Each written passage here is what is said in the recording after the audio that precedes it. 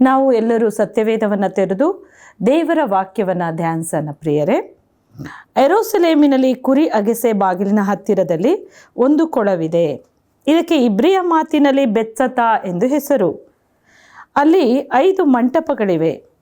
ಇವುಗಳಲ್ಲಿ ಬಹುಮಂದಿ ರೋಗಿಗಳು, ಕುರುಡರು, ಕುಂಟರು, ಮೈವೊಣಗಿದವರು ಬಿದ್ದುಕೊಂಡಿರುವರು. ಅಲ್ಲಿ 38 ವರ್ಷದಿಂದ ರೋಗಿಯಾಗಿದ್ದ ಒಬ್ಬ ಮನುಷ್ಯನಿದ್ದನು. ಅವನು ಬಿದ್ದಿರುವುದನ್ನು ಯೇಸು ಕಂಡು, ಇವನು ಹೀಗಾಗಿ ಬಹುಕಾಲವಾಗಿದೆ ಎಂದು ತಿಳಿದು, ನಿನಗೆ ಸ್ವಸ್ಥವಾಗಲಿಕ್ಕೆ ಮನಸ್ಸುಂಟೋ ಎಂದು ಅವನನ್ನು ಕೇಳಿದ್ದಕ್ಕೆ ಆ ರೋಗಿಯು, ಸ್ವಾಮಿ, ನೀರು ಉಕ್ಕುವಾಗ ನನ್ನನ್ನು ಕೊಳದೊಳಗೆ ಇಳಿಸುವವರು ಒಬ್ಬರೂ ಇಲ್ಲ. ನಾನು ಬರುವುದರೊಳಗೆ ನನಗಿಂತ ಮುಂದಾಗಿ ಮತ್ತೊಬ್ಬನು ಇಳಿಯುತ್ತಾನೆ ಅಂದನು. ಯೇಸು ಅವನಿಗೆ, ಎದ್ದು ನಿನ್ನ ಹಾಸಿಗೆಯನ್ನು ಹೊತ್ತುಕೊಂಡು ನಡೆ ಎಂದು ಹೇಳಿದನು. ಆ ಕ್ಷಣವೇ ಆ ಮನುಷ್ಯನು ಸ್ವಸ್ಥವಾಗಿ ತನ್ನ ಹಾಸಿಗೆಯನ್ನು ಹೊತ್ತುಕೊಂಡು ನಡೆದನು. ನನ್ನ ಆತ್ಮೀಯ ಸ್ನೇಹಿತರೆ, ಇಂದು ದೇವರು ಒಂದು ಬೆತ್ಸದ ಕೊಳದ ಸಮೀಪದಲ್ಲಿ ಬಿದ್ದಂಥ ಎಲ್ಲ ರೋಗಿಗಳನ್ನು ನೋಡಿ, ಕರ್ತನು ಒಂದು ಕನಿಕರದಿಂದ ಮರುಗಿ ಆತನೇ ಆ ರೋಗಿಯ ಸಮೀಪಕ್ಕೆ ಹೋಗಿ 38 ವರ್ಷಗಳಿಂದ ಆ ಒಂದು ಪಾರ್ಶ್ವರೋಗಿಯಾಗಿ ಬಿದ್ದಂಥ ರೋಗಿಯನ್ನು ಆತನ ಎಬ್ಬಿಸಿ ಅವನನ್ನು ಸ್ವಸ್ಥಪಡಿಸಿ ಕಳಿಸಿದ್ದನ್ನು ನಾವು ನೋಡ್ತೇವೆ. ಈ ದಿನಗಳಲ್ಲಿ ಈ ವಾಗ್ದಾನದಲ್ಲಿ ಕರ್ತನು ನಿಮ್ಮ ಸಂಗಡ ಮಾತಾಡ್ತಾ ಇದ್ದಾರೆ ಅಂದರೆ, ನೀವು ಎಂಥದೇ ಸ್ಥಿತಿಗತಿಯಲ್ಲಿ ಈ ದಿನ ಇರ್ಬೋದು. ರೋಗ ಬಾಧೆಗಾಗಿ ಎಲ್ಲ ವೈದ್ಯರಿಂದ ಕೈ ಬಿಡಲ್ಪಟ್ಟವರಾಗಿ ಬಿದ್ದಿರ್ಬೋದು.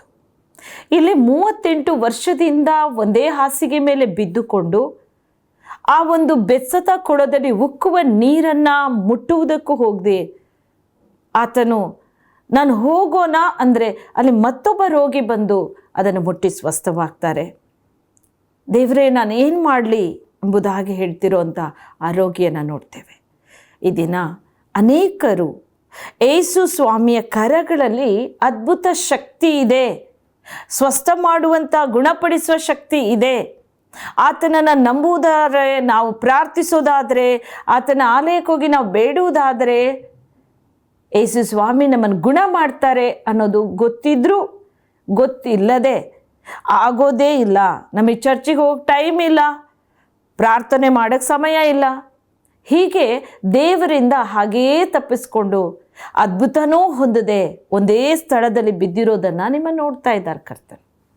ಈ ದಿನ ಅಂಥ ಒಂದೊಂದು ರೋಗಿಗಳಿಗಾಗಿ ಕರ್ತನ ಈ ವಾಕ್ಯ ಸಂದೇಶವನ್ನು ನಿಮಗಾಗಿ ಕೊಡ್ತಾ ಇದ್ದಾರೆ. ಇವತ್ತು ನಿನಗೆ ಸ್ವಸ್ಥವಾಗಲಿಕ್ಕೆ ಮನಸ್ಸುಂಟಾ? ಮೊದಲು ದೇವರಿಗೆ ಮನಸ್ಸು ಕೊಡಿ. ಕರ್ತನು ಆ ಒಂದು 38 ವರ್ಷದಿಂದ ರೋಗಿಯಾಗಿ ಬಿದ್ದಂಥ ವ್ಯಕ್ತಿ ಹೇಳ್ತಾ ಇದ್ದಾನೆ, ಉಕ್ಕುವಾಗ ನೀರನ್ನು ಹೊರತೆ ಮುಟ್ಟಕ್ಕೆ ಹೋದರೆ ಸ್ವಾಮಿ ಮತ್ತೊಬ್ಬರು ಯಾರೋ ಬಂದು ಮುಟ್ಟಿ ಗುಣ ಹೊಂದ್ತಾರೆ. ಆದರೆ ಯೇಸು ಸ್ವಾಮಿ ಆ ರೋಗಿಯ ಸಮೀಪಕ್ಕೆ ಹೋಗಿ ದೇವ್ರು ಕೇಳ್ತಾ ಇದ್ದಾರೆ. ಯೇಸು ಅವನಿಗೆ, ಎದ್ದು ನಿನ್ನ ಹಾಸಿಗೆಗಳನ್ನು ಹೊತ್ತುಕೊಂಡು ನಡೆ ಎಂದು ಹೇಳಿದನು. ಆ ಕ್ಷಣವೇ ಅವನು ತನ್ನ ಹಾಸಿಗೆಯನ್ನು ಹೊತ್ತುಕೊಂಡು ಸ್ವಸ್ಥವಾಗಿ ಹೋಗ್ತಾ ಇರೋದನ್ನು ನೋಡ್ತೇವೆ. ಕರ್ತನೇ ಆ ರೋಗಿಯನ್ನು ಹುಡುಕಿ ಆತನ ಬಳಿಯಲ್ಲಿ ಹೋಗಿ ನೋಡ್ತಾ ಇದ್ದಾರೆ. ಆ ಬೆತ್ಸದ ಕೊಳದ ಸಮೀಪದಲ್ಲಿ ಅನೇಕ ರೋಗಿಗಳು ಬಿದ್ದಿದ್ರು. ಹಾಗೆ ಇವತ್ತು ರೋಗ ಅನ್ನೋದು ಎಲ್ಲ ಮನುಷ್ಯರೊಳಗೆ ಆವರಿಸ್ಕೊಂಡ್ಬಿಟ್ಟಿದೆ. ಅಲ್ಲಿಗೆ ಪಾಪ ರೋಗವನ್ನು ಬಿತ್ತುತ್ತಾ ಇದೆ. ಸೈತಾನ ಕಾರ್ಯ ಇಷ್ಟೇ, ಅವನು ಎಲ್ಲರನ್ನ ರೋಗಕ್ಕೆ ಬಲಿಯಾಗಿ ತುತ್ತನ್ನು ಮಾಡಿ ಆ ರೋಗದಲ್ಲೇ ಅವನು ನರಳಿ ಸಾವನ್ನಪ್ಪಬೇಕು. ಆ ರೀತಿ ರೋಗವನ್ನು ಬಿತ್ತುಬಿಟ್ಟಿದ್ದಾನೆ. ಅದಕ್ಕೆ ಮನಸ್ಸು ಕೊಟ್ಟು ಮನುಷ್ಯದವರು ಪ್ರತಿಯೊಬ್ಬ ವ್ಯಕ್ತಿಯು ಕೂಡ ಏನಾಗ್ತಾ ಇದ್ದಾನೆ, ದೇವರ ಆಲಯದ ಮೇಲೆ ಮನಸ್ಸಿಲ್ಲ, ಪ್ರಾರ್ಥನೆ ಮಾಡುವುದಕ್ಕೆ ಮನಸ್ಸಿಲ್ಲ, ಎದ್ದು ಹೋಗಿ ನಾನು ದೇವರನ್ನು ಆರಾಧನೆ ಮಾಡೋಣ ಅನ್ನೋಂಥ ಮನಸ್ಸೇ ಇಲ್ಲದಂತೆ ಬಿದ್ದಲ್ಲೇ ಬಿದ್ದುಕೊಂಡಿದ್ದೀರಿ. ಈ ರೋಗಿಯ ಸ್ಥಿತಿಗತಿಯಂತೆ ಇವತ್ತು ನಿಮ್ಮ ಸ್ಥಿತಿಗತಿಯಾಗಿದೆ. ಉಕ್ಕುವಂಥ ನೀರನ್ನು ಮುಟ್ಟೋಣ ಅಂದರೆ ಆಗ್ತಾ ಇಲ್ಲ. ಯಾರಾದರೂ ಬಂದು ನನ್ನನ್ನು ಹೊತ್ಕೊಂಡು ಹೋಗಿ ಮುಟ್ಟಿಸಿದ್ರೆ ಅಷ್ಟೊತ್ತಿಗೆ ಮತ್ತೊಬ್ರು ಯಾರೋ ಬಂದು ಮುಟ್ಟಿ ಗುಣ ಆಗಿ ಹೋಗ್ತಾ ಇದ್ದಾರೆ. ನೀವು ಕೂಡ ಯೇಸು ಸ್ವಾಮಿಯ ಕರಗಳಿಂದ ಅನೇಕ ಅದ್ಭುತಗಳು ನಡೀತಾ ಇದೆ, ಕೇಳ್ತಾ ಇದ್ದೀರಿ, ಅದ್ಭುತವನ್ನು ಕಣ್ಣಾರೆ ನೋಡ್ತಾ ಇದ್ದೀರಿ. ಆ ಸಭೆಯಲ್ಲಿ ಹೀಗಾಯ್ತಂತೆ, ಈ ಒಂದು ಕಾರ್ಯದಲ್ಲಿ ಅದ್ಭುತ ನಡೀತಂತೆ, ಯೇಸು ಸ್ವಾಮಿ ಇಂಥ ಒಂದು ಆಲಯದಲ್ಲಿ ಅದ್ಭುತ ನಡೆಸಿದ್ರಂತೆ, ನಾನು ಯೇಸು ಸ್ವಾಮಿ ಪ್ರಾರ್ಥನೆ ಮಾಡುವಾಗ ಹೀಗೆ ರಕ್ಷಣೆ ಹೊಂದಿದೆ, ಪಾಪಿಯಾದ ನಾನು ಬಿಡುಗಡೆ ಹೊಂದೆ. ಇಂಥ ಸಾಕ್ಷಿಗಳನ್ನೆಲ್ಲ ನೀವು ನೋಡ್ತಾ ಇದ್ದೀರಿ, ಕೇಳ್ತಾ ಇದ್ದೀರಿ. ಆದರೆ ಇವತ್ತು ನಿಮಗೆ ಸ್ವಸ್ಥವಾಗಲಿಕ್ಕೆ ಮನಸ್ಸುಂಟಾ? ಎಷ್ಟು ವರ್ಷದಿಂದ ದೇವರಿಂದ ದೂರವಾಗಿ ನಿಂತಿರ್ತೀರಾ? ಎಷ್ಟು ದಿನ ನೀವು ದೇವರಿಂದ ದೂರವಾಗಿದ್ದು ಪಾಪ ಮಾಡ್ತಾ ಇರ್ತೀರಿ? ಎಷ್ಟು ದಿನ ದೇವರಿಂದ ದೂರ ಹೋಗಿ ಕೆಟ್ಟದನ್ನೇ ಹೊಂದಿಕೊಂಡು ದೇವರ ಕೃಪೆ ಕಳ್ಕೊತಾ ಇದ್ದೀರಿ? ಇವತ್ತು ತಂದೆ ಆ ದೇವರೇ ಈ ವಾಕ್ಯ ಸಂದೇಶದ ಮೂಲಕ ನಿಮ್ಮ ಸಮೀಪ ಬಂದಿದ್ದಾರೆ. ಆತನು ಹೇಳ್ತಾ ಇದ್ದಾರೆ, ನಿಮಗೂ ಸ್ವಸ್ಥ ಆಗಲಿಕ್ಕೆ ಮನಸ್ಸುಂಟಾ? ಇವತ್ತು ಮನಸ್ಸು ಕೊಡ್ತೀರಾ ದೇವರಿಗೆ? ಯಾವ ಪಾಪ ನಿಮ್ಮನ್ನು ಹಿಡಿದಿಡ್ತಾ ಇದೆ? ಯಾವ ದುಶ್ಚಟ ನಿಮ್ಮನ್ನು ಹಿಡಿದಿಡ್ತಾ ಇದೆ? ಯಾವ ಕೆಟ್ಟ ನಡತೆ ನಿನ್ನನ್ನು ಬಂಧಿಸ್ತಾ ಇದೆ? ಯಾವ ದುರಾತ್ಮ ದೇವರಿಂದ ನಿನ್ನನ್ನು ದೂರ ಮಾಡ್ತಾ ಇದೆ? ಅದನ್ನು ದೂರ ಮಾಡು. ಯೇಸುವಿನ ಸಮೀಪಕ್ಕೆ ಬಾ. ಕರ್ತನು ಅದನ್ನು ಬಿಡುಗಡೆ ಕೊಡ್ತಾರೆ. ನಿನ್ನ ವ್ಯಾಧಿಯನ್ನು ಆತ ಹೊತ್ತು ತೀರಿಸಿದ್ದಾರೆ. ನಿಮ್ಮ ನೋವನ್ನು ಆತ ಬಲ್ಲವರು. ಆ ನೋವು ಸಂಕಷ್ಟಗಳನ್ನು ದೇವರು ಹೊತ್ತು ತೀರಿಸ್ತಾರೆ. ದೇವರು ಕೀರ್ತನೆ 50:15 ವಾಕ್ಯದಲ್ಲಿ ಹೇಳ್ತಾರೆ, ಕಷ್ಟ ಕಾಲದಲ್ಲಿ ನನಗೆ ಮೊರೆ ಇಡಿರಿ, ಬಿಡಿಸುವೆನು, ಆಗ ನನ್ನನ್ನು ಕೊಂಡಾಡುವಿರಿ. ನಿಮಗೆ ಕಷ್ಟ ಬಂತಾ, ದುಃಖ ಬಂತಾ, ಅವ್ರ ಹತ್ರ ಇವ್ರ ಹತ್ರ ಹೇಳ್ಕೊಂಡು ಹೋಗಬೇಡಿ. ವೈದ್ಯರ ಬಳಿ ಹೋಗಿ ಕಣ್ಣೀರಿಡಬೇಡ್ರಿ. ಎಲ್ಲ ಹಣ ವೆಚ್ಚವಾಗಿ ಎಲ್ಲರೂ ವೈದ್ಯರಿಗೆ ಕೊಟ್ಬಿಟ್ಟು ಪೂರ್ಣ ಲಾಸ್ ಆಗಿ ನಂತರ ಏನೂ ಇಲ್ಲ ಅಂತ ಬರಿದಾಗಿ ಜೀವವೂ ಕಳ್ಕೊಂಡು ಹೋಗ್ತಾ ಇರುವಂಥ ಅನೇಕ ಸಂಗತಿ ನಾವು ನೋಡ್ತಾ ಇದ್ದೇವೆ. ಆದರೆ ದೇವರು ಹೇಳ್ತಾರೆ, ಆ ಕಷ್ಟ ಕಾಲದಲ್ಲಿ ದೇವರಿಗೆ ಮೊರೆ ಇಡ್ರಿ, ಕರ್ತನಲ್ಲಿ ಮೊರೆ ಇಡ್ರಿ, ದೇವರಿಗೆ ಸಂಪೂರ್ಣ ಹೃದಯದಿಂದ ಪ್ರಾರ್ಥಿಸ್ರಿ. ಆತನು ಬಿಡುಗಡೆ ಕೊಡುವ ಆತನು. ಈ ರೋಗಿ 38 ವರ್ಷದಿಂದ ಬಿದ್ದಿದ್ದ. 38 ವರ್ಷದಿಂದಲೂ ಆತನ ಪಕ್ಕದಲ್ಲೇ ಬೆತ್ಸತ ಕೊಳ ಇದೆ, ನೀರು ಉಕ್ಕುತ್ತಾನೇ ಇದೆ. ಎಲ್ಲ ರೋಗಿಗಳು ಗುಣ ಆಗಾಗಿ ಹೋಗ್ತಾ ಇರೋದನ್ನು ನೋಡ್ತಾ ಇದ್ದಾನೆ. ಮತ್ತು ಆತ ಮಾತ್ರ ಅಲ್ಲಿ ಹೋಗೋಕ್ಕೆ ಆಗ್ತಾ ಇಲ್ಲ. ಹಾಗೆ ನೀವು ಕೂಡ ಯೇಸು ಸ್ವಾಮಿ ಅದ್ಭುತ ಮಾಡ್ತಾ ಇದ್ದಾರೆ, ಕೇಳಿಸ್ತಾ ಇದ್ದೀರಿ. ಎಷ್ಟೋ ಅದ್ಭುತ ಕಾರ್ಯಗಳು ನಡೀತಾ ಇರೋದನ್ನು ಗ್ರಹಿಸ್ತಾ ಇದ್ದೀರಿ. ಆದರೆ ಯೇಸುವಿನ ಸಮೀಪ ನೀವು ಬಂದು ಸ್ವಸ್ಥತೆ, ಬಿಡುಗಡೆ ಹೊಂದ್ಕೊಳ್ತಾ ಇಲ್ಲ. ಆದರೆ ಈ ದಿನ ದೇವರ ವಾಕ್ಯ ಸಂದೇಶದಿಂದ ಮಾತಾಡ್ತಾ ಇದ್ದಾರೆ. ಆತನೇ ನಿನ್ನನ್ನು ಹುಡುಕಿಕೊಂಡು ಬರ್ತಾ ಇದ್ದಾರೆ. ಆತನೇ ಆ ರೋಗಿಯ ಬಳಿಯಲ್ಲಿ ಹೋದರು. ಆತನೇ ಆ 38 ವರ್ಷದಿಂದ ಹಾಸಿಗೆ ಮೇಲೆ ಬಿದ್ದಂಥ ಆ ಪಾರ್ಶ್ವ ರೋಗಿಯ ಬಳಿಯಲ್ಲಿ ಯೇಸು ಸ್ವಾಮಿನೇ ಹೋಗಿ ಅವನನ್ನು ಹೇಳ್ತಾ ಇದ್ದಾರೆ, ನಿನಗೆ ಸ್ವಸ್ಥವಾಗಲಿಕ್ಕೆ, ನಿನಗೆ ಈ ಒಂದು ಹಾಸಿಗೆಯಿಂದ ಮೇಲೇಳಕ್ಕೆ ಮನಸ್ಸಿಲ್ವಾ? ನಿನಗೆ ಮನಸ್ಸಿಲ್ವಾ? ಇವತ್ತು ನಿಮಗೆ ಮನಸ್ಸಿಲ್ವಾ? ಎಷ್ಟು ಅದ್ಭುತಗಳು ದೇವರು ಮಾಡಿದ್ದನ್ನು ಕೇಳ್ತಾ ಇದ್ದೀರಿ. ಎಷ್ಟು ಸಾಕ್ಷಿಗಳು ನಿಮ್ಮ ಕಣ್ಣೆದುರುಗಡೆ ಇದೆ. ಎಲ್ಲೆಲ್ಲೂ ಪ್ರಪಂಚಾದ್ಯಂತ ಹಬ್ಬಿಕೊಂಡಿದೆ. ಯೇಸುವಿನ ನಾಮದಲ್ಲಿ ಅದ್ಭುತ ನಡೀತಾರೆ. ಯೇಸು ಸ್ವಾಮಿ ಅದ್ಭುತ ಮಾಡಿದರು, ಯೇಸು ಸ್ವಾಮಿ ಬಿಡುಗಡೆ ಕೊಡ್ತಾ ಇದ್ದಾರೆ, ಯೇಸು ಸ್ವಾಮಿ ಕುರುಡರಿಗೆ ಕಣ್ಣು ಕೊಟ್ಟರು, ಯೇಸು ಸ್ವಾಮಿ ಕುಂಟರನ್ನು ನಡೆಸ್ತಾ ಇದ್ದಾರೆ, ಯೇಸು ಸ್ವಾಮಿ ಪಾರ್ಶ್ವ ರೋಗಿಯನ್ನು ಆತನು ಬಿಡುಗಡೆ ಕೊಟ್ಟು ನಡೆಸ್ತಾ ಇದ್ದಾರೆ. ಯೇಸು ಸ್ವಾಮಿ ದೆವ್ವಗಳಿಂದ ಬಿಡುಗಡೆ, ಎಲ್ಲ ಪಿಚಾಚಿ ಬಂಧನದಿಂದ ಬಿಡುಗಡೆ ಕೊಡ್ತಾ ಇದ್ದಾರೆ. ಯೇಸು ಸ್ವಾಮಿ ಪಾಪದಿಂದ ಬಿಡುಗಡೆ ಕೊಟ್ಟರು. ಇದೆಲ್ಲ ಸುದ್ದಿ ನೀವು ಕೇಳ್ತಾ ಇದ್ದೀರಿ. ಇವತ್ತು ನೀವು ಮರೆಯಾಗಿ ನಿಂತಿದ್ದೀರಾ, ನೀವು ಹಾಸಿಗೆ ಮೇಲೆ ಹಾಗೆ ಬಿದ್ದಿದ್ದೀರಾ. ಆ ಸುದ್ದಿ ನೀವು ಕೇಳ್ತಾ ಇದ್ದೀರಿ. ಈತನು ಬೆಸ್ತತ ಕೊಳದಲ್ಲಿ ಯಾರ್ಯಾರು ಆ ನೀರನ್ನು ಮುಟ್ಟುತ್ತಾರೋ, ಮುಟ್ಟಿದವರೆಲ್ಲ ಸ್ವಸ್ಥವಾದರು. ಅವರು ಗುಣವಾಗಿ ಅವರ ಕಣ್ಮುಂದೆ ಹೋಗ್ತಾ ಇರೋದನ್ನು ನೋಡ್ತಾ ಇದ್ದಾನೆ. ಆದರೆ ಆತ ಮಾತ್ರ ಹಾಸಿಗೆ ಮೇಲೆ ಬಿದ್ದಿದ್ದಾನೆ. ಆದರೆ ಕರ್ತನು ಒಂದು ಸಮಯ ಯೇಸು ಸ್ವಾಮಿನೇ ಆ ಬೆಸ್ತದ ಕೊಳದ ಬಳಿಯಲ್ಲಿ ಹಾದು ಹೋದರು. ಆರೋಗ್ಯನ ನೋಡಿದರು. ನಿನಗೆ ಸ್ವಸ್ಥವಾಗಲಿಕ್ಕೆ ಮನಸ್ಸಿಲ್ವಾ? ನಿನಗೆ ಮನಸ್ಸಿಲ್ವಾ? ನಾನು ಹೇಳ್ತಾ ಇದ್ದೇನೆ ಇವತ್ತು ಏಳು ಅಂತ. ದೇವರು ಆರೋಗ್ಯನ ಮುಟ್ಟಿ ಅಲ್ಲಿ ಎಬ್ಬಿಸಿದ್ರು, ಗುಣ ಮಾಡಿದರು. ಪಾರ್ಶ್ವರೋಗಿ ಸ್ವಸ್ಥನಾಗಿ ತಾನೇ ತನ್ನ ಹಾಸಿಗೆಯನ್ನು ಹೊತ್ತುಕೊಂಡು ಮೇಲೆ ಆತನು ಸಂತೋಷದಿಂದ ನಡ್ಕೊಂಡು ಹೋಗ್ತಾ ಇರೋದು ನಾನು ನೋಡ್ತಾ ಇದ್ದೇವೆ. ಈ ಅದ್ಭುತ ಇವತ್ತು ನಿಮ್ಮ ಜೀವಿತದಲ್ಲಿ ನಡೆಯುತ್ತೆ ಪ್ರಿಯರೇ.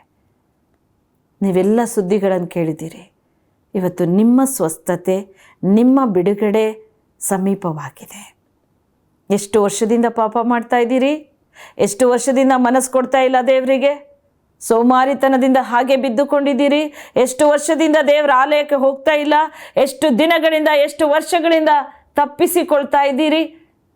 ಇವತ್ತು ಏಸಪ್ಪ ನಿಮ್ಮ ಮನೆಗೆ ಹುಡ್ಕೊಂಬರ್ತಾ ಇದ್ದಾರೆ. ಇವತ್ತು ದೇವರು ನಿಮ್ಮ ಬಳಿಯಲ್ಲೇ, ನಿಮ್ಮ ಹತ್ತಿರನೇ ಬಂದು ಆತನ ಹೇಳ್ತಾ ಇದ್ದಾರೆ, ನನಗೆ ಮನಸ್ಸುಂಟು, ಈಗ ನೀನು ಶುದ್ಧ ಮಾಡ್ತೇನೆ, ಹೇಳು. ದೇವ್ರಿಗೆ ಗೊತ್ತು ನೀನು ಹಾಗೆ ಬಿದ್ದುಕೊಂಡು ಸುದ್ದಿಗಳನ್ನು ಕೇಳ್ತಾ ಇದೀಯಾ.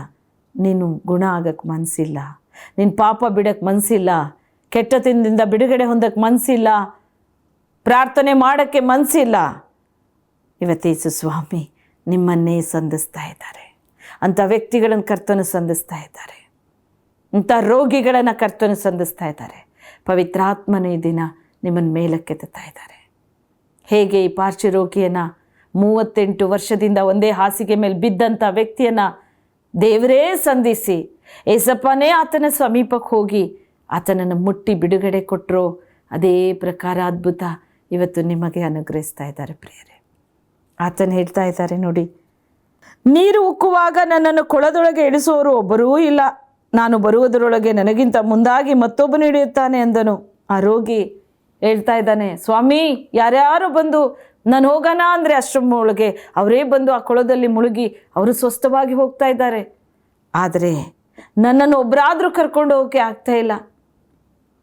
ಆದರೆ ಕರ್ತನ ಹೇಳ್ತಾರೆ, ಏಸು ಅವನಿಗೆ, ಎದ್ದು ನಿನ್ನ ಹಾಸಿಗೆಯನ್ನು ಹೊತ್ತುಕೊಂಡು ನಡೆ ಎಂದು ಹೇಳಿದರು. ಇವತ್ತು ನಾನು ಹೇಳ್ತಾ ಇದ್ದೇನೆ, ಯೇಸು ಸ್ವಾಮಿ ಹೇಳ್ತಾ ಇದ್ದಾರೆ, ಎದ್ದು ನಿನ್ನ ಹಾಸಿಗೆಯನ್ನು ಹೊತ್ತುಕೊಂಡು ನಡೆ ನೀನು ಇವತ್ತು. ಹಲ್ಲೆಲೂಯ. ದೇವರು ನಿಮ್ಮ ಸಮೀಪ ಬಂದಿದ್ದಾರೆ. ಈ ವಾಕ್ಯ ಸಂದೇಶ ಹೊತ್ತು ಪವಿತ್ರಾತ್ಮನು ನಿಮ್ಮ ಸಮೀಪ ಬಂದಿದ್ದಾರೆ. ನೀವೆಷ್ಟು ವರ್ಷಗಳಿಂದ ತಪ್ಪು ಮಾಡಿ ದೇವರಿಂದ ದೂರ ಆಗಿರ್ಬೋದು. ನೀವು ಹೇಳಕ್ಕೆ ಮನಸ್ಸಿಲ್ಲ, ನನಗಾಗಿ ಇನ್ನೊಬ್ಬರು ಪ್ರಾರ್ಥನೆ ಮಾಡಲಿ, ನನಗಾಗಿ ಆ ಸೇವಕರು ಪ್ರಾರ್ಥನೆ ಮಾಡಲಿ, ನನ್ನ ಜೀವಿತದಲ್ಲಿ ಅದ್ಭುತ ನಡಿಬೇಕೆಂದರೆ ಆ ಪ್ರವಾದಿಗಳು ಪ್ರಾರ್ಥನೆ ಮಾಡಿ, ಆ ಸೇವಕರು, ಆ ಸೇವಕಿಯರು ಇವರೆಲ್ಲ ಪ್ರಾರ್ಥನೆ ಮಾಡಲಿ ಅಂತ ಪ್ರೇಯರ್ ರಿಕ್ವೆಸ್ಟು ಇವ್ರಿಗೆ ಹೇಳ್ಕೊಂಡು ನೀವು ಸುಮ್ಮನೆ ಕೂತಿರ್ಬೋದು. ಆದರೆ ದೇವರು ಹೇಳ್ತಾರೆ, ಇವತ್ತು ನಿನ್ನನ್ನೇ ಕುರಿತು ನೀನು ಪ್ರಾರ್ಥಿಸು, ದೇವರು ನಿನಗೆ ಬಿಡುಗಡೆ ಕೊಡ್ತಾ ಇದ್ದಾರೆ. ನೀನು ಮನಸ್ಸು ಕೊಡು, ಇವತ್ತು ನಿನಗೆ ಬಿಡುಗಡೆ. ನಿಮ್ಮನ್ನೇ ಕುರಿತು ಕರ್ತನೆ ಹೇಳ್ತಾ ಇದ್ದಾರೆ, ಈ ದಿನ ನಿಮಗೆ ಬಿಡುಗಡೆಯ ದಿನ, ಈ ದಿನ ನಿಮಗೆ ಆಶೀರ್ವಾದದ ದಿನ. ಈ ವಾಕ್ಯ ಸಂದೇಶ ದೇವರು ನಿಮ್ಮನ್ನೇ ಕುರಿತು ಮಾತಾಡ್ತಾ ಇದ್ದಾರೆ. ಇವತ್ತು ನಿನಗೆ ಸಂಪೂರ್ಣ ಆಶೀರ್ವಾದವನ್ನು ಅನುಗ್ರಹಿಸಿ ನೀನು ಯಾವ ಸ್ಥಿತಿಗತಿಯಲ್ಲಿದ್ದರೂ ಆ ರೋಗದಿಂದ ಏಸಪ್ಪ ಬಿಡುಗಡೆ ಕೊಡ್ತಾ ಇದ್ದಾರೆ. ಯೆಶಾಯ 53:5 ವಾಕ್ಯ, ಆತ ನಮಗಾಗಿ ಜಜ್ಜಲ್ಪಟ್ಟಿದ್ದು, ನಮಗೆ ಸುಶಾಂತಿಯನ್ನುಂಟು ಮಾಡಲು ದಂಡನೆಯನ್ನು ಆತ ವಹಿಸಿಕೊಂಡ್ರು, ಆತನ ಬಾಸುಂಡೆಯಿಂದ ನಾವು ಗುಣ ಆಗಿದ್ದೇವೆ. ಯೇಸು ಸ್ವಾಮಿಯ ಶರೀರದ ಮೇಲೆ ಸಾಮಾನ್ಯವಾಗಿ ಆತ ಸುಮ್ಮನೆ ಆ ಬಾಸುಂಡೆ ಹೊತ್ಕೊಳ್ಳಿಲ್ಲ ಪ್ರಿಯರೇ. ಆ ಬಾಸುಂಡೆಗಳು ನಿನ್ನ ನನ್ನ ರೋಗದ ಗುರುತುಗಳು. ನಾವು ಎಂಥ ವ್ಯಾಧಿಗಳನ್ನು ಹೊಂದಿದ್ರು ಆ ವ್ಯಾಧಿ ಎಲ್ಲವೂ ಕರ್ತನೇ ಹೊತ್ತು ತೀರಿಸಿದ್ದಾರೆ. ಆ ಬಾಸುಂಡೆಗಳಿಂದ ನಿನಗೆ ನನಗೆ ಗುಣವಾಗಿದೆ, ಸ್ವಸ್ಥವಾಗುತ್ತೆ. ಎಂಥ ರೋಗ ಇದ್ದರೂ ಏಸಪ್ಪನ ಕೈಲಿ ನಿಮ್ಮನ್ನು ಒಪ್ಪಿಸಿ ಬೇಡ್ಕೊಳ್ರಿ. ಅಪ್ಪ, ನಾನೊಂದು ರೋಗಿ, ನನಗಿಂಥ ಒಂದು ವ್ಯಾಧಿ ಬಂದಿದೆ, ಅದನ್ನು ಸ್ವಸ್ಥ ಮಾಡೋರು ಯಾರೂ ಇಲ್ಲಪ್ಪ, ಗುಣಪಡಿಸು ಏಸಪ್ಪ, ಗುಣಪಡಿಸು ಸ್ವಾಮಿ. ಕೇಳ್ಕೊಳ್ಳಿ, ಯೇಸು ಸ್ವಾಮಿ ದೊಡ್ಡ ಅದ್ಭುತ ಕಾರ್ಯವನ್ನು ಮಾಡ್ತಾರೆ. ನಾನು ಕಳೆದ ದಿನದಲ್ಲಿ ದೇವರ ಸುವಾರ್ತೆಯನ್ನು ಸಾರ್ತಾ ಆ ಒಂದು ಚಿಕ್ಕಮಗಳೂರು ಪ್ರಾಂತ್ಯದಲ್ಲಿ ಅಲ್ಲೇ ಗುಡ್ಡ ಪ್ರದೇಶಗಳಲ್ಲಿ ಹೋಗಿ ಸುವಾರ್ತೆ ಸೇವೆಯನ್ನು ಮಾಡ್ತಾ ಇದ್ದೆ. ಆ ಪ್ರಾರ್ಥನೆ ಮಾಡ್ತಾ ಇದ್ದಾಗ ಅಲ್ಲಿ ಮನೆಯಲ್ಲೂ ಕೂಡ ಒಂದೊಂದು ಪ್ರಾರ್ಥನೆಯನ್ನು ಮಾಡಿದು. ಆ ಪ್ರಾರ್ಥನೆ ಮಾಡ್ತಾ ಬಂದಾಗ ಒಂದು ಕುಟುಂಬವನ್ನು ಪ್ರವೇಶಿಸಿ ನಾನು ಪ್ರಾರ್ಥನೆ ಮಾಡಿದೆ. ಆ ಪ್ರಾರ್ಥನೆ ಮಾಡ್ತಾ ಇದ್ದಾಗ ಒಬ್ಬರು ಬಂದು ನನಗೆ ಹೇಳಿದರು, ಸಿಸ್ಟ್ರೇ, 1 ತಿಂಗಳಿಂದ ಒಂದು 18 ವರ್ಷದ ಹುಡುಗ ಅಡ್ಮಿಂಟಾಗಿ ಆಸ್ಪತ್ರೆಯಲ್ಲಿ ಬಿದ್ದಿದ್ದಾನೆ. ಅವನಿಗೇನೂ ಆಗಿಲ್ಲ, ಒಂದು ಚಿಕ್ಕದಾದಂಥ ಪೆಟ್ಟು ಅವನ ಕಾಲಿಗಾಯಿತು. ಆದರೆ ಡಾಕ್ಟ್ರ್ ಹೇಳಿದ್ರು ಅವನು ಸ್ವಸ್ಥ ಆಗೋಕ್ಕೆ ಸಾಧ್ಯನೇ ಇಲ್ಲ, ಅವನು ಹೇಳೋದೇ ಇಲ್ಲ, ಅವನು ನಡೆಯೋದೇ ಇಲ್ಲ, ಅವನ ಸ್ಥಿತಿಗತಿ ಹೀಗೇ ಇರುತ್ತೆ ಅಂತ ಹೇಳಿದರು. ದಯಮಾಡಿ ಅವನಿಗಾಗಿ ಒಂದು ಫೋನಲ್ಲಿ ಪ್ರಾರ್ಥನೆ ಮಾಡಿರಿ ಅಂತ. ನಾನು ಒಂದು 5 ನಿಮಿಷ ಅವನಿಗಾಗಿ ಒಂದು ಫೋನ್ ಕನೆಕ್ಟ್ ಮಾಡಿಕೊಟ್ಟಾಗ ಪ್ರಾರ್ಥನೆ ಮಾಡಿದೆ. ಆ ಸಹೋದರನಿಗೆ ನಾನು ಪ್ರಾರ್ಥನೆ ಮಾಡ್ತಾ ಇದ್ದೇನೆ. ಆ ಪ್ರಾರ್ಥನೆ ದೇವರು ಕೇಳಿಸಿಕೊಂಡ್ರು ಪ್ರಿಯರೇ. ಆ ಪ್ರಾರ್ಥನೆಯ ನಂತರ ಆ ಮಗನಲ್ಲಿ ದೇವರು ಒಂದು ಅದ್ಭುತವಾದಂಥ ಬಿಡುಗಡೆ ಕೊಟ್ಟರು. ಪವಿತ್ರಾತ್ಮ ದೇವರು ಅವನ ಶರೀರದಲ್ಲಿರುವ ಆ ನೋವು, ಆ ವ್ಯಾಧಿ, ಆ ದುಷ್ಟಶಕ್ತಿಯ ಬಂಧನ ಆ ದಿನವೇ ಆ ಕ್ಷಣದಲ್ಲೇ ಬಿಚ್ಚಲ್ಪಡ್ತು. ಆ ಕ್ಷಣದಲ್ಲೇ ಅವನು ಎದ್ದು ಕೂತು ಕೇಳಿದಂತೆ, ಅಮ್ಮ ನನಗೇನಾದರೂ ಊಟ ಕೊಡಿ ಅಂತ. ನಂತರ ಅವನು ಸ್ವಸ್ಥತೆಯಾಗಿ ಡಾಕ್ಟ್ರುಗಳು ಯಾರು ನಂಬಕ್ಕೆ ಸಾಧ್ಯವಾದ ಕಾರ್ಯ ಪ್ರಿಯರೇ, 2 ದಿನದಲ್ಲಿ ಡಿಸ್ಚಾರ್ಜ್ ಮಾಡಿ ಅವನನ್ನು ಕಳಿಸ್ಕೊಟ್ರು. ಆ 2 ದಿನಗಳಾದಮೇಲೆ ನಮ್ಮ ಕಡೂರಿನ ಯೇಸು ಆಲಯವನ್ನು ಹುಡುಕಿಕೊಂಡು ದೇವರು ನಮ್ಮ ಆಲಯಕ್ಕೆ ಆ ಮಗನನ್ನು ಕರ್ಕೊಂಬಂದರು. ನಮ್ಮ ಚರ್ಚಲ್ಲಿ ಬಂದವನು ಸಾಕ್ಷಿ ಕೊಟ್ಟ. ಅವರ ತಾಯಿ ಮಗ ಇಬ್ಬರು ಬಂದು, ಯೇಸು ಸ್ವಾಮಿ ನಿಮ್ಮ ಪ್ರಾರ್ಥನೆ ಮೂಲಕ ಇಷ್ಟು ದೊಡ್ಡ ಅದ್ಭುತ ಮಾಡಿದ್ದಾರೆ. ಸತ್ತಂತೆ ಸಂಪೂರ್ಣವಾಗಿ ನಾವು ಮರ್ತೋಗಿದ್ದು ನಮ್ಮ ಮಗನ ಇವತ್ತು ಯೇಸಪ್ಪ ನಮ್ಗೆ ಬಿಡುಗಡೆ ಕೊಟ್ಟಿದ್ದಾರೆ. ಅದು ಯೇಸು ಸ್ವಾಮಿನೇ ಬಿಡುಗಡೆ ಕೊಟ್ಟಿದ್ದು. ತಾಯಿ ಮಗ ಇಬ್ಬರೂ ಸಾಕ್ಷಿ ಕೊಟ್ಟರು ಪ್ರಿಯರೇ. ಈ ಅದ್ಭುತ ಮಾಡಿದ್ದು ಯಾರು? ನಮ್ಮ ಕರ್ತನಾದ ಯೇಸು ಸ್ವಾಮಿ. ಯೇಸು ಬಿಡುಗಡೆ ನಾಮ ಅದು. ಯೇಸು ಅದ್ಭುತದ ನಾಮ ಅದು. ಏಸಪ್ಪ ಅಂತ ಕೂಗಿಕೊಡ್ರಿ, ಕಷ್ಟ ಕಾಲದಲ್ಲಿ ಮೊರೆ ಇಟ್ಟು ನೋಡ್ರಿ, ಬಿಡಿಸ್ತೇನೆ ಅಂತ ದೇವ್ರು ಹೇಳ್ತಾರೆ. ಅಲ್ಲಿಂದ ಎಬ್ಬರಿಸ್ತಾರೆ ದೇವರು. ಈ ಪಾರ್ಶ್ವರೋಗಿಯನ್ನು ಯೇಸು ಸ್ವಾಮಿಯೇ ಸಂಧಿಸಿ ಅವನನ್ನು ಮೇಲಕ್ಕೆ ಎಬ್ಬಿಸಿದ್ರು. 38 ವರ್ಷದಿಂದ ಹಾಸಿಗೆ ಮೇಲೆ ಬಿದ್ದಂಥ ವ್ಯಕ್ತಿ ಎದ್ದು ಆತನು ತನ್ನ ಹಾಸಿಗೆಯನ್ನು ಹೊತ್ತುಕೊಂಡು ತನ್ನ ಕೈಲಿ ನಡೆದು ಹೋಗ್ತಾ ಇದ್ದಾನೆ. ನೋಡಿದ ಜನ ಆಶ್ಚರ್ಯಪಟ್ಟರು. ಇದು ಇಂದಿಗೂ ಜೀವಿಸ್ತಾ ಇದ್ದಾರೆ ನಮ್ಮ ದೇವರು. ಯೇಸು ಕ್ರಿಸ್ತನು ಬದಲಾಗಿಲ್ಲ. ಕ್ರಿಸ್ತನು ನೆನ್ನೆ ಇದ್ದ ಹಾಗೆ ಈ ಹೊತ್ತು ನಿರಂತರ ಹಾಗೇ ಇದ್ದಾರೆ. ನೀವು ಬದಲಾವಣೆ ಆಗ್ತಿದ್ದೀರಿ. ಪ್ರಾರ್ಥನೆ ಜೀವಿತದಲ್ಲಿ ಬಿದ್ದಿದ್ದೀರಿ. ಸೋಮಾರಿತನದಿಂದ ಸಭೆಗೆ ಹೋಗ್ತಾ ಇಲ್ಲ, ಚರ್ಚ್ಗೆ ಹೋಗ್ತಿಲ್ಲ, ಪ್ರಾರ್ಥನೆ ಮಾಡ್ತಾ ಇಲ್ಲ, ದೇವರ ವಾಕ್ಯ ಸಂದೇಶ ಕೇಳ್ತಾ ಇಲ್ಲ. ಆದರೆ ದೇವರ ವಾಕ್ಯ ಬಿಡುಗಡೆಯನ್ನುಂಟು ಮಾಡುತ್ತೆ. ಆ ಸಹೋದರನಿಗೆ ದೇವರು ಮಾಡಿದ ಅದ್ಭುತ ಇವತ್ತು ನಿಮಗೂ ಕೂಡ. ಹಾಸಿಗೆ ಮೇಲೆ ಬಿದ್ದಿದ್ರು, ನೀವು ಪಾರ್ಶ್ವ ರೋಗದಿಂದ ನರಳ್ತಾ ಇದ್ರು, ಕರ್ತನಾದ ಯೇಸು ಸ್ವಾಮಿ ಅಲ್ಲಿಂದ ಬಿಡುಗಡೆ ಕೊಡೋಕ್ಕೆ ಶಕ್ತನು. ನಂಬಿಕೆಯಿಂದ ನನ್ನೊಂದಿಗೆ ಸೇರಿ ಪ್ರಾರ್ಥಿಸಿ. ಇವತ್ತು ಮನಸ್ಸುಂಟ ನಿಮಗೆ ನಿಮ್ಮ ವ್ಯಾಧಿಗಳಿಂದ ಬಿಡುಗಡೆ ಹೊಂದಕ್ಕೆ? ಎಲ್ಲ ವೈದ್ಯರಿಂದ ನೀವು ಕೈ ಬಿಡಲ್ಪಟ್ಟಿರ್ಬೋದು. ಯೇಸು ಸ್ವಾಮಿ ಕೈ ಬಿಟ್ಟಿಲ್ಲ. ಯೇಸು ಸ್ವಾಮಿ ಒಬ್ಬರನ್ನು ನಾನು ನಿನ್ನನ್ನು ಗುಣ ಮಾಡೋಕ್ಕಾಗಲ್ಲ ಎಂಬುದಾಗಿ ಎಲ್ಲೂ ಸತ್ಯವೇದದಲ್ಲಿ ಹೇಳಲಿಲ್ಲ. ಕರ್ತನು ಮಾತಾಡಿದಂತೆ ನೆರವೇರಿಸ್ತಿದ್ರು. ಆತ ಬಿಡುಗಡೆ ಕೊಡ್ತಾ ಇದ್ದಾರೆ. ನಂಬಿಕೆ ಇಡು. ನನ್ನೊಂದಿಗೆ ಸೇರಿ ಪ್ರಾರ್ಥನೆ ಮಾಡಿ. ಯಾವ ವ್ಯಾಧಿ ನಿನ್ನನ್ನು ಕಾಡ್ತಾ ಇದ್ರು, ಎಷ್ಟು ವರ್ಷದಿಂದ ನೀವು ಹಾಸಿಗೆ ಮೇಲೆ ಬಿದ್ದಿದ್ರು, ಎಷ್ಟು ವರ್ಷಗಳಿಂದ ನೀವು ಆ ಒಂದು ವ್ಯಾಧಿಗಾಗಿ ಟ್ರೀಟ್ಮೆಂಟ್ ತಗೋತಾ ಇರ್ಬೋದು. ಕಿಡ್ನಿ ಫೇಲ್ಯೂರ್ ಆಗಿ ಡಾಕ್ಟ್ರುಗಳ ಸಮೀಪ ಹೋಗಿ ಸಾಕಾಗಿದೆ ದೇವ್ರೇ ಅಂತ ಬಳಲ್ತಾ ಇದ್ದೀರೋ, ಯೇಸು ಸ್ವಾಮಿ ಹೊಸ ಅಂಗವನ್ನು ಕೊಡೋ ದೇವರು, ನೂತನ ಶರೀರವನ್ನುಂಟು ಮಾಡೋ ದೇವರು. ಆತನಿಗೆ ಸಾಧ್ಯ ಒಂದು ಇಲ್ಲ ಪ್ರಿಯರೇ, ಒಂದು ಇಲ್ಲ.